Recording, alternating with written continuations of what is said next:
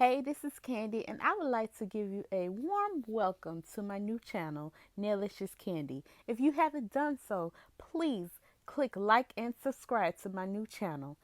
Right now, we are going to be removing this set of acrylic nails and the Swarovski crystals. She had these for about a month, and unfortunately, she has to take these off. So let's begin.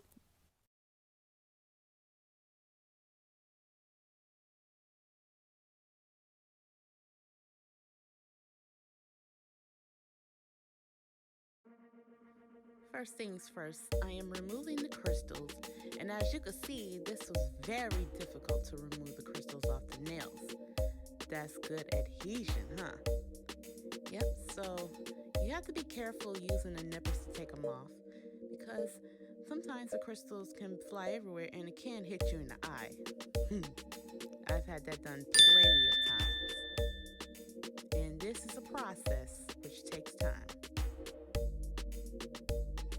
Next step is cutting the nails short. Then remove the top coat layer and file down the acrylic thin to lessen our soak time. I am using a carbide bit. You can also use a safety bit. If you don't have a drill or don't know how to use a drill or you don't feel comfortable using a drill, you can also use a medium 1/8 grit hand file to debolt the acrylic top, and top coat must be removed before you soak.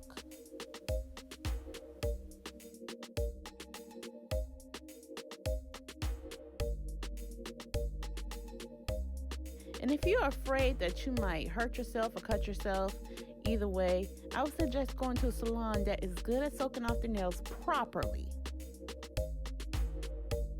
To avoid all the dust all over your hands and all over your station, I would suggest getting a dust collector and an air purifier. I have a Valentino dust collector and I love it. However, I needed to get some more filters. That's why I didn't use it.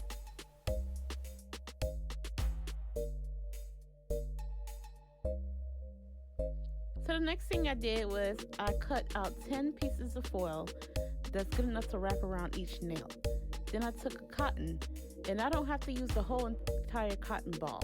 I just did it enough the size of the nail. Next thing I did was I wrapped it up tight enough so that the acrylic can absorb into the nail. That's why it's important to file the gel top coat off. And see, it's wrapped up tight. And I'm going to do this with all 10 fingers.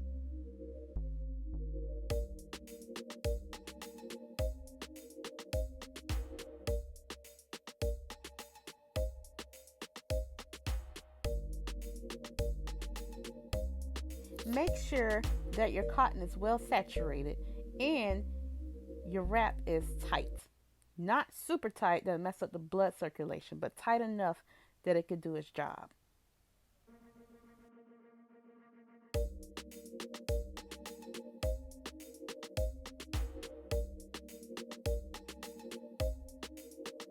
Okay, let's check on the nail.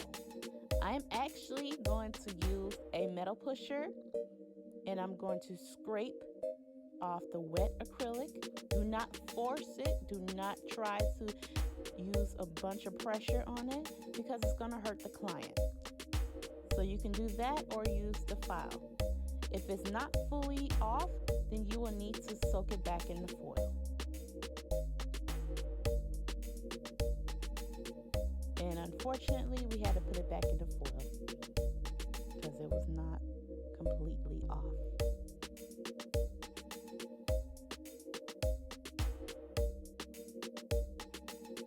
After soaking them off for a few more minutes, they were all able to be off. So as right now, I am shaping and buffing them so it can be smooth and ready to go.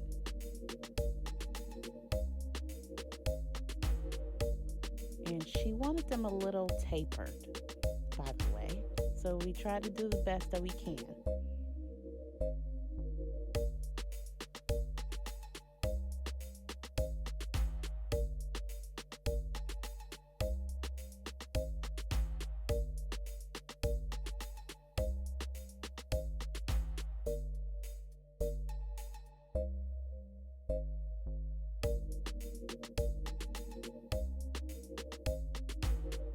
After that, I put cuticle oil and have her wash her hands.